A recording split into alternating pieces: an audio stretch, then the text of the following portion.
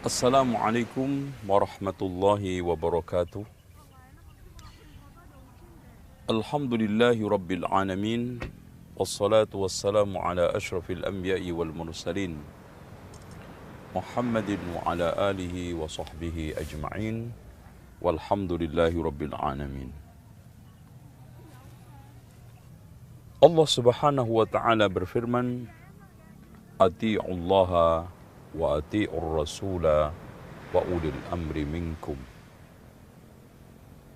Taatlah kamu kepada Allah, taatlah kamu kepada Rasul dan ulil amri. Semua ulama ahli tafsir ketika menafsiri firman Allah ulil amri, pemimpin kita di dalam agama adalah ulama, sementara pemimpin kita dalam urusan keduniaan adalah akhirat.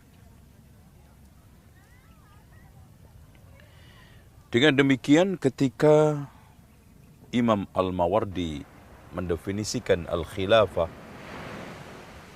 kata beliau, al-khilafatu mawdu'atun, al-imamatu mawdu'atun li khilafatin nubuwah fi siyasatid dunya wa hifdziddin.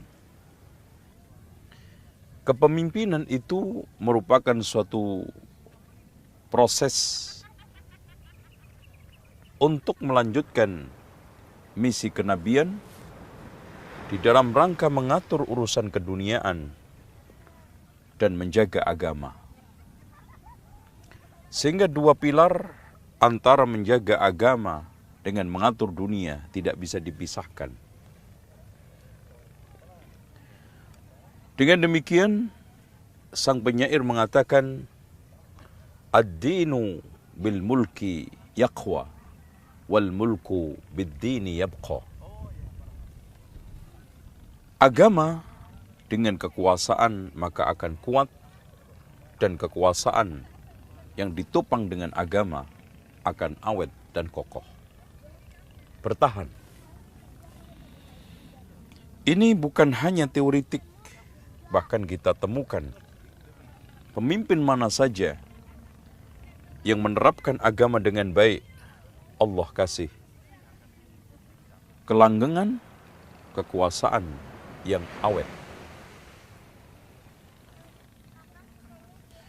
Ketika kita menyimpulkan dari firman Allah, Ati'ullaha wa ati'ur rasula wa ulil amri minkum, kehadiran ulama untuk ditaati dalam masalah keduniaan dan kehadiran umara ditaati dalam masalah bidang keduniaan. Walaupun pada zaman dulu antara ulama dengan umara tidak ada dikotomi, karena saat itu beliau sebagai umara dan juga sebagai ulama, seperti Abu Bakar radhiyallahu anhu, Umar ibn Khattab, Utsman ibn Affan, Ali bin Abi Thalib, dan khalifah-khalifah berikutnya. Kemudian setelah itu, masing-masing dijabat oleh orang tertentu, tetapi masih ada kerjasama. Namun pada akhirnya terjadi benturan, terjadi saling serang-menyerang, dan ini pasti merugikan semua pihak. Pihak yang mengurusi agama, dan pihak juga yang mengurusi dunia. Dengan demikian Rasulullah SAW memberikan satu pilar kuat. Man ata'al amir faqad ata'allah, wa man asal amir faqad asallah.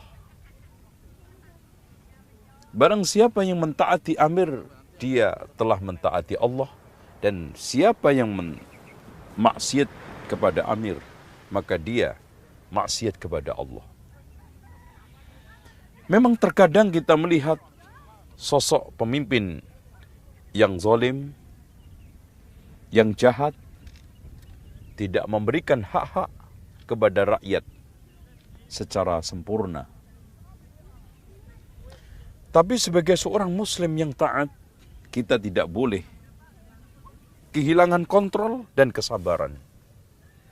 Bahkan Rasulullah SAW mengatakan, Man ra'a min amirihi syai'an yakrahuhu falyasbir. Barang siapa yang melihat dari pemimpinnya sesuatu yang tidak menyenangkan, hendaknya bersabar. Bahkan di dalam lafaz lain Rasulullah sallallahu alaihi wasallam mengatakan, "Man ra'a min amirihi syai'an yakrahu falyasbir wala yanzi'anna yadan min ta'atihi." Barang siapa yang melihat sesuatu yang tidak menyenangkan dari pemimpinnya, hendaknya dia bersabar dan tidak menarik ketaatan. Jauh-jauh hari Rasulullah sallallahu alaihi wasallam sudah memperingatkan akan munculnya pemimpin yang tidak bagus. Bahkan Rasulullah sallallahu alaihi wasallam mengatakan, "Satakunu ba'di atharatun wa umurun tungkirunaha." Akan muncul pemimpin-pemimpin yang sangat diktator, mengutamakan kepentingan diri atau kelompoknya, dan perkara-perkara yang kamu ingkari. Kemudian pada saat itu Rasulullah sallallahu alaihi wasallam menegaskan, apakah kita menarik dari ketaatan mereka ya Rasulullah sallallahu alaihi wasallam?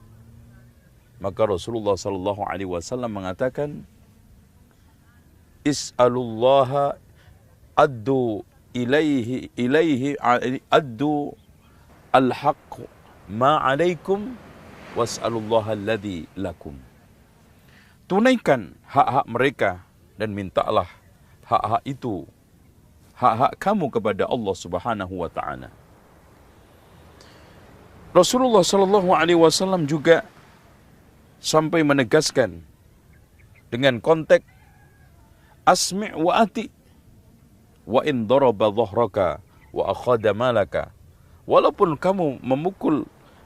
mereka memukul punggungmu dan mengambil hartamu, asmi' wa ati. Di dalam suatu riwayat Rasulullah sallallahu alaihi wasallam juga mengatakan, "Khiyaru a'immatikum man tuhibbunahum wa yuhibbunakum wa tusalluna 'alaihim wa yusalluna 'alaikum." Sebaik-baik pemimpin kalian adalah yang kalian cintai mereka, mereka mencintai kalian. Kalian mendoakan baik mereka, mereka juga mendoakan baik atas kalian. Wa syiraru a'immatikum, sejelek-jeleknya pemimpin kalian adalah alladzina tubghidunahum, yang kalian benci, wa yubghidunakum, mereka juga benci kalian. Wa tal'anunahum, kalian mengutuk mereka, wa yal'anunakum, mereka juga mengutuk kalian. Rasulullah sallallahu alaihi wasallam ketika ditanya, afala nunabiduhum ala dzalika, boleh enggak kita angkat senjata, berontak, tidak mentaati mereka? Rasulullah sallallahu alaihi wasallam menjawab, la ma aqamu fikumus shalah, ma aqamu fikumus shalah. Tidak boleh selagi mereka masih tetap menjaga salat, jangan itu kamu lakukan.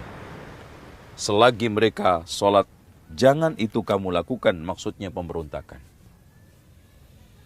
Imam Ahmad pernah ditanya tentang beberapa sikap orang yang keluar memberontak para pemimpin. Maka Imam Ahmad menasihati, hati-hatilah kalian terhadap darah umat. Hati-hatilah kalian terhadap darah umat. Karena kalau sudah terjadi fitnah, maka pertumpahan darah antara rakyat dengan pemimpin tidak bisa dihindarkan. Dengan demikian, hadirin, ikhwah sekalian yang dirahmati oleh Allah Subhanahu wa taala, kita sekarang ini sebagai umat yang hidup di suatu negara, hidup di suatu bangsa, hendaknya kita hati-hati di dalam mengambil sikap. Jangan hanya mengikuti emosional, keinginan-keinginan yang meledak-ledak untuk memberontak, yang itu hanya diinspirasi oleh doktrin-doktrin atau pemahaman-pemahaman yang menyimpang, takwil-takwil batil terhadap ayat-ayat ataupun hadis-hadis Rasulullah sallallahu alaihi wasallam.